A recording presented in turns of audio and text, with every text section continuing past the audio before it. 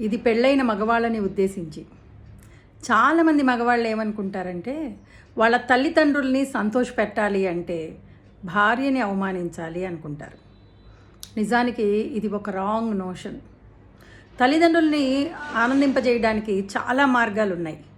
వాళ్ళకి చేదోడు వాదోడుగా ఉండొచ్చు, వాళ్ళకి కావాల్సినవి అమర్చచ్చు, వాళ్ళకి ఏమైనా సహాయ సహకారాలు కావాలంటే చేయొచ్చు. ఇలా తల్లిదండ్రుల్ని సంతోషపెట్టడానికి ఎన్నో విషయాలు ఉన్నాయి. వాళ్ళ కోసం టైం స్పెండ్ చేయొచ్చు, ప్రేమగా మాట్లాడచ్చు. వీటన్నిటితో వాళ్ళు సంతోషపడతారు. ఒక మంచి కొడుకుగా మిమ్మల్ని మీరు ప్రూవ్ చేసుకోండి. అంతేగాని భార్యని అవమానించి, భార్య పుట్టింటి వారిని హేళన చేస్తూ, తల్లిదండ్రులతో పాటు భార్య మీద జోకులు వేస్తూ అలా చిన్నపుచ్చకండి. ఎందుకంటే అది సంస్కారం కాదు, సభ్యత కాదు. మిమ్మల్ని నమ్ముకుని వచ్చిన భార్యని గౌరవించటంలోనే మీ గౌరవం ఉంది. కాబట్టి వాళ్ళని ప్లీజ్ చేయడానికి భార్యని అవమానించకండి సుమా. Bye for now.